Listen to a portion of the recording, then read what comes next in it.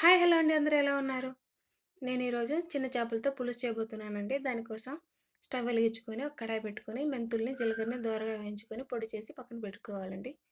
తర్వాత ఒక మట్టి పాత్ర పెట్టి ఆయిల్ వేసుకొని సన్నగా తరిగిన ఉల్లిపాయలు అందులో వేసి మూత పెట్టి 5 నిమిషాలు ఉల్లిపాయలను మగ్గించుకోవాలి. ఉల్లిపాయలు బాగా మగ్గిన తర్వాత టమాటాలను కూడా యాడ్ చేసుకొని మూత పెట్టి ఇంకాసేపు టమాటాలు మగ్గించుకోవాలి. టమాటాలు బాగా మగ్గిన తర్వాత 4 స్పూన్ల మిరప్పొడి వేసుకోవాలి.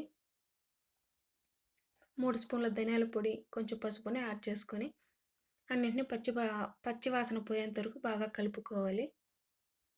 తర్వాత చింతపండు రసాన్ని యాడ్ చేసుకొని ఇంకొంచెం వాటర్ కూడా యాడ్ చేసుకోవాలి. తర్వాత రుచికి సరిపడా ఉప్పు వేసి మూత పెట్టి కర్రీని బాగా ఉడికించుకోవాలి.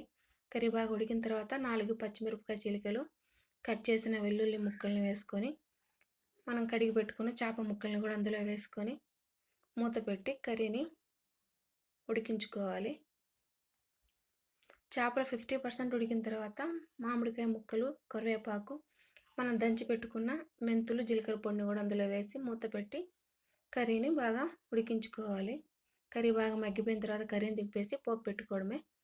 ఆవాలు, కరివేపాకు వేసి పోపు వేసి కర్రీలో వేసుకోవాలి.